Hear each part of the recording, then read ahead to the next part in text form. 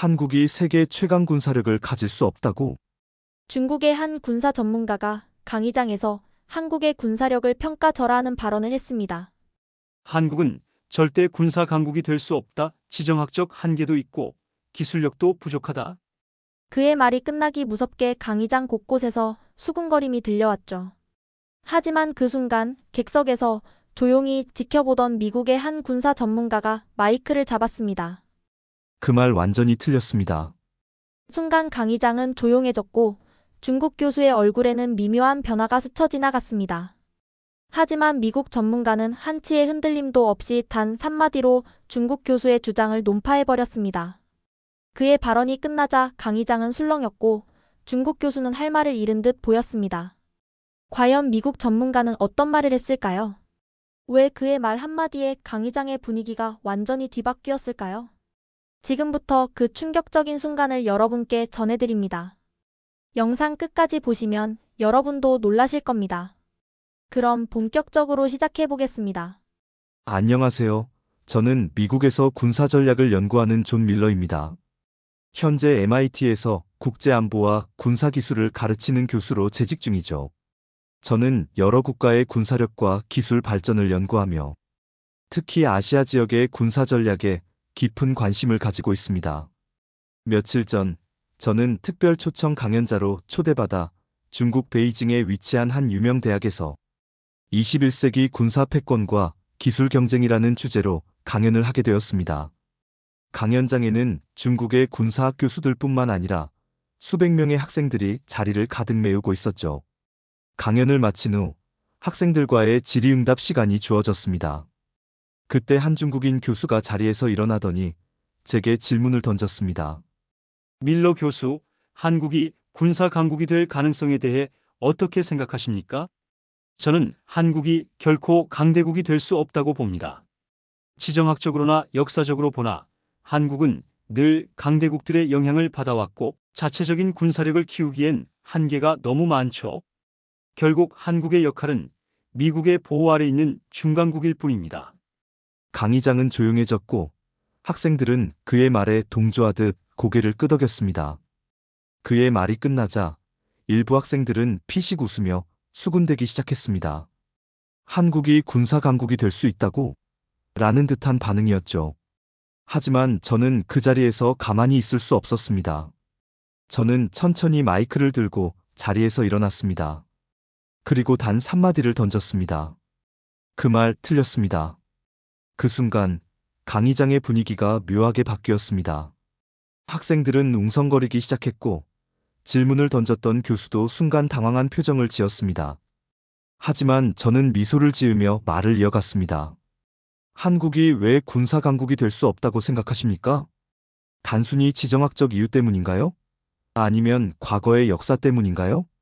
저는 오늘 여러분께 한국이 군사적으로 얼마나 강한 나라이며 앞으로 얼마나 더 강력해질 수 있는지를 설명해 드리겠습니다. 그렇게 저는 한국의 군사력을 논리적으로 분석하며 한국이 가진 숨겨진 저력을 강의장에서 하나씩 밝혀나가기 시작했습니다.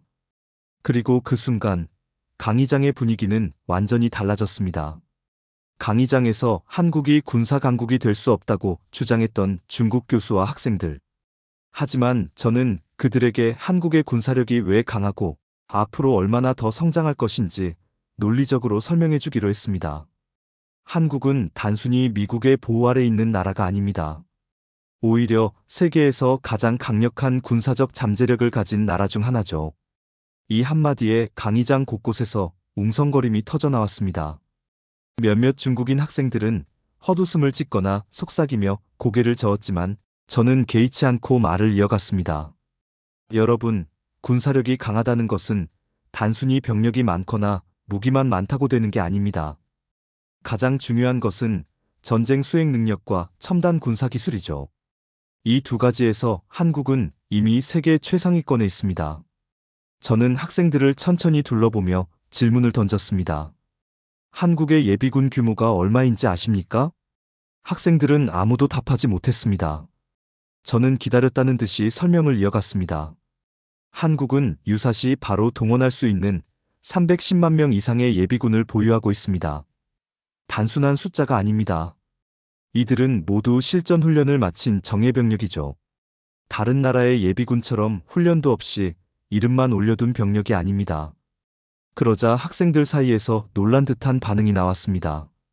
그러나 중국 교수는 여전히 코웃음을 치며 말했습니다.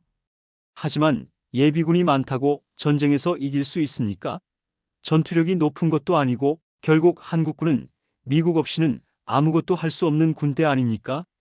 이 말을 듣고 저는 피식 웃으며 되물었습니다. 그럼 중국군의 전투력은 어떻습니까?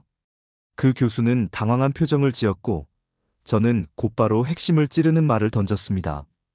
중국은 병력 수가 200만 명이 넘습니다. 하지만 실전 경험이 전혀 없는 군대죠. 반면 한국군은 한국전쟁 이후 베트남전, 걸프전, 소말리아, 파병 등 실제 전투 경험이 풍부한 군대입니다. 병력이 많다고 전쟁에서 이기는 것이 아닙니다.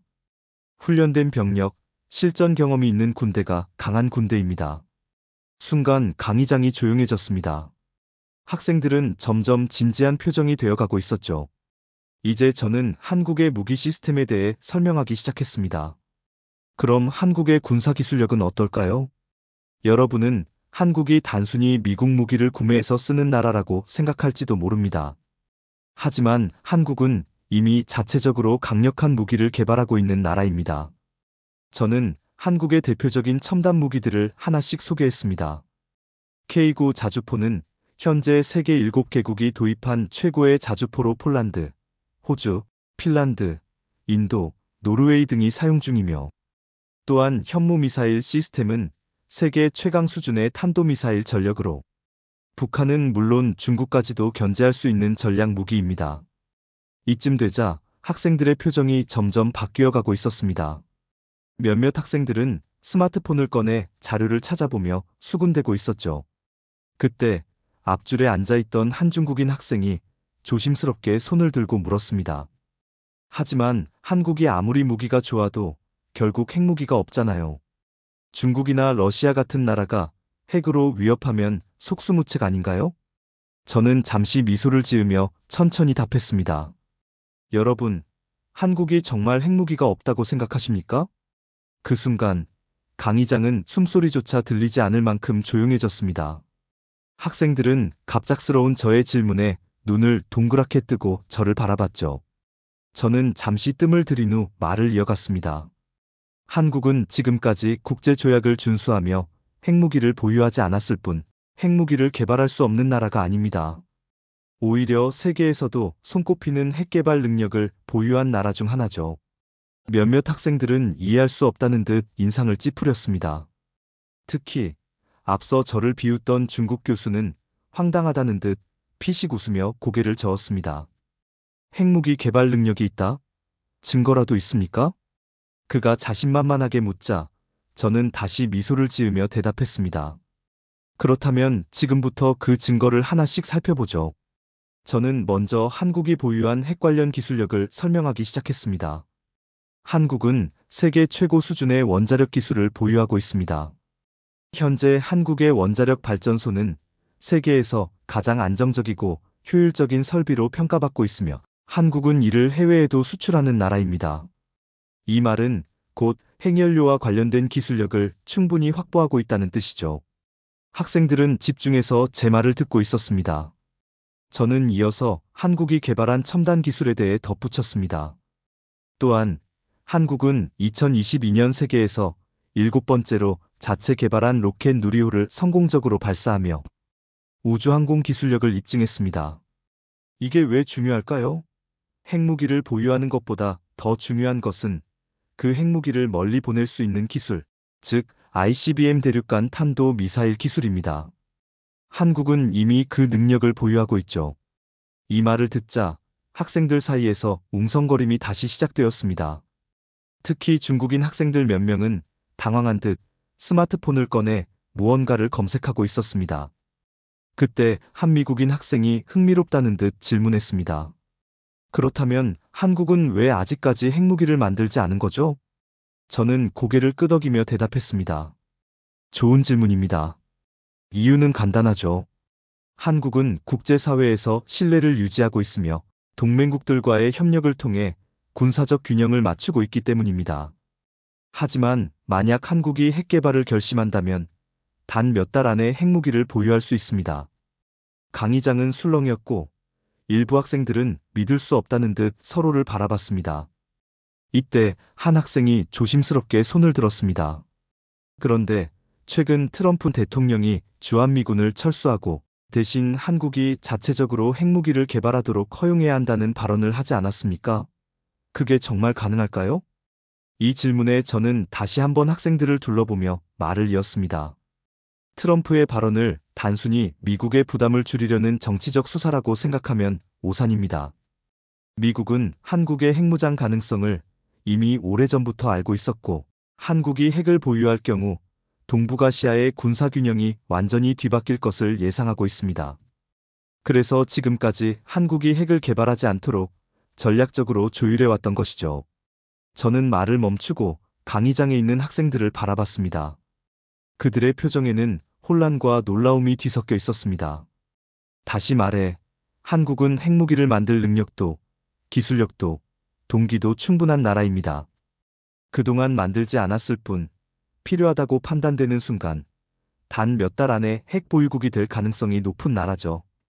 이제 모든 설명을 마쳤습니다. 강의장은 여전히 조용했습니다. 방금 전까지만 해도 한국이 군사 강국이 될 수 없다고 비웃던 중국 교수와 학생들은 이제 아무 말도 하지 못하고 있었습니다. 저는 마지막으로 이렇게 덧붙였습니다. 그러니 한국이 핵무기가 없다고 방심하면 안 됩니다. 지금까지 한국은 국제사회의 신뢰를 지키기 위해 핵을 보유하지 않았을 뿐, 마음만 먹으면 언제든 강대국으로서의 힘을 갖출 수 있는 나라입니다.